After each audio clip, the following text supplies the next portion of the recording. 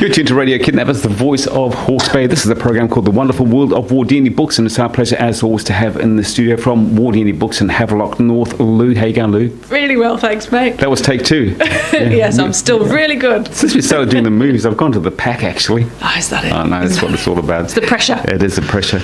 Anyway, 4 more great books, and let's start off with one called Bobby, the Littlest War Hero. Tell us about that. So this is by Glyn Harper, illustrated by Jenny Cooper. And Glyn Harper has done a series of books about the World Wars.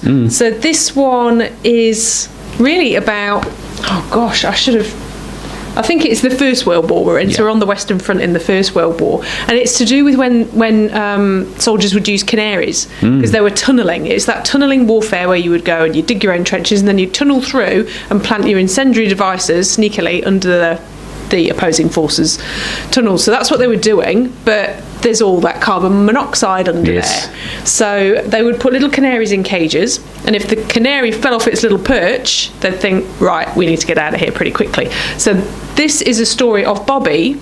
It's a true story. Bobby survived 7 times. Wow.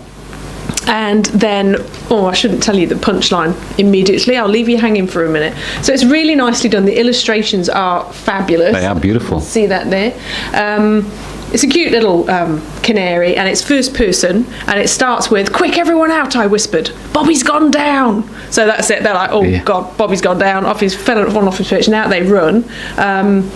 And then it just goes on to tell you more about this lad who's only 18, and he's joined up and he's gone over to the Western Front, and he was a miner. I get the impression he was British, even though this is a New Zealand written book, and New Zealand forces did go out as well. There's a whole lot of history at the back there. The first Dominion Tunnelling Company was raised in New Zealand and moved into the front line near Arras in France in March 1916. So you've got all the detailed history at the back, but this is really about this young lad and Bobby. And the first time they revive him just by sort of wafting a shirt over him, and then there's another incident, and how do they revive him then?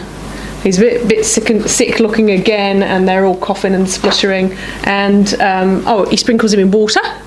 And Bobby loves to hear the harmonica. And at one point, they actually revive him by getting out the proto-rescue machine that gives him oxygen. So they oxygenate this tiny little canary. And I think it's quite fascinating for children to know that we used, some would say exploited, animals like that. And I know that down in the mines in Cornwall and up where I come from in the Midlands, they would use birds in cages, and I think other animals too.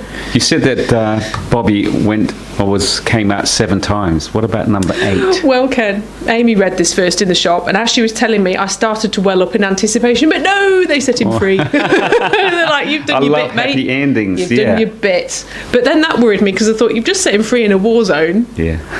Where's it? Yeah, anyway, never mind. Yeah. Our next book is called Dig, Dump, Roll. This is a fantastic series of books by Sally Sutton, also a New Zealander, illustrated by Brian Lovelock. Really bold illustrations. There was roadworks and construction, demolition, where they knock stuff down, and this is the brand new one. This is for quite small children. So the language is, you call it onomatopoeic, where it makes the sound. So you've got crasher, rumble, smasher, grumble. What's at work? Here's a clue. It will clear the ground for you. Do you know what it is, Ken? Yes, I know what it is. Do you? Yeah, I do. It's a bulldozer coming through. Look at that. So it goes through like that. And if you have a kid, my son Max was well into his vehicles, then it's got digger coming through, slammer, tipper, whammer, slipper, what's at work? Here's a clue. It will dump out earth for you. It's a dump truck. And it's got every single construction vehicle you can think of, really. And all that working and hammering. And do you know what the building? No, what's the building? It's Tess Kende, a school, just for you. Awesome. How happy some children will be about that, I don't know. But best day of my life was when I left school. Yeah, I'm with you on that one. But almost Bob the Builderish. Yeah, I suppose it is really. Yeah. And it's got that sort of nice, the words make the smash grab sounds, and that's really appealing for a very small child. I'd love to read it myself, even they say they're for kids. I'll lend it, you can. Now you're listening to Radio Kidnappers, the voice of Hawke's Bay, the wonderful world of Wardini Books, with Lou from Wardini in Havelock North. Got another store in Napier. Where's that one? That's on Hastings Street. I've just come from there right now. And you've got a website and a Facebook page. Yeah, we do, yeah. Now, the next one is called Goodnight Stories for Rebel Girls Too. Is that bad girls? No. Just rebels? No, not even rebels, really. I think it's a provocative title. So this is the second volume, and it is written by Francesca Cavallo and Elena Favilli, and they got it distributed through Penguin Random House last time. They've chosen to produce this on their own and do their own media company, Timbuktu they're called now, because it was probably one of the biggest sellers. When that book came out, everybody wanted it. And it is a bunch of cool women, page by page. So that is Agatha Christie, for example. Yes. Just strong women throughout the generations, some quite modern, and there is a page that will tell you about that person. Oh, what a great idea. And why they're really cool. And it is just intending to fill in that gap where women have been underrepresented in books. You know, you can go through, there's a lot of chatter about this at the moment. You can go through bookshops and they're all male protagonists, and if there is a girl in it, she doesn't have much to do or say. No. So we're addressing the balance. Right. And there are some really cool chicks in here. So Angela Merkel's in here, because whatever you think of her politics, she has stood up and done some amazing stuff recently. Temple Grandin, who is the Professor of Animal Sciences, but she's also a person with autism. So it's saying that none of these things should be barriers if you want to do stuff. And I really quite like, there's a dedication, but I can't find it quickly. Yeah. To the rebel girls of the world, you are the promise, you are the force, don't step back, and everyone will move forward. Great. That's pretty cool. That was pretty cool. But is it a book that only girls might be interested in, or will guys buy that book as well? I don't see why you wouldn't. Boys wouldn't be interested in it too, because I'll just go through the list. There's a graffiti artist, a politician, a skateboarder, a neurosurgeon, an activist. I had bookmarked one she's I've lost it. There's a woman, and she's something like an astronaut and a ballerina. Wow. So, you know, we're saying you can do these things. Your gender doesn't really have much to do with it. Well, girls can do anything. So can boys. That's right, they can indeed. And our last book is Let's Go Diwali. Yeah, I really like this. So it's Chuck Doolan, who I've mentioned before. I think I've talked about this series of books before, but this is quite a new one. And this is Chuck. It's by James Roy, and the illustrations are by Lucinda Gifford. And in this one, Chuck has to do some projects in class. Now, he's called Chuck. I really like the way it's written. It's quite funny. It's a first chapter book, really, for kids that are just starting to get a little bit more confident with their reading when they're just started school.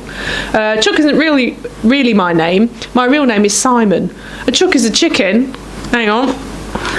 But I'm not really one of those. That would be silly. I'm just someone who's scared of a lot of things. So everyone calls him Chuck. And even his teachers have forgotten that his name is Simon, and they call him Chuck too.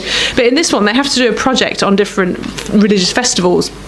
And Diwali isn't on the list, but Chuck gets paired up with a kid in his class called Praj, who he doesn't normally hang out with. Praj is a very quiet little boy. And they have to do their project together. And Praj says very quietly, "Can I do Diwali? Because that's coming up soon." And, you know, and they do this project on it. And Chuck just gets invited to the festival, and he goes into the family, and he's a little bit nervous about it because it's so different. What does he say? At dinner time, I tell my family about my maybe invitation to go to Diwali with Praj's family. "Oh, Mum says, all that food and music and dancing, I'm so jealous." "Me too," says Dad. "What if you all came with us?" I suggest, because he's scared. But Dad shakes his head. "Praj is your friend, not ours," Dad says. This is the bit I really like. "Can I come?" my brother Ricky asks. "No," I say, "Praj is my friend, not yours." So he's learnt that one quickly.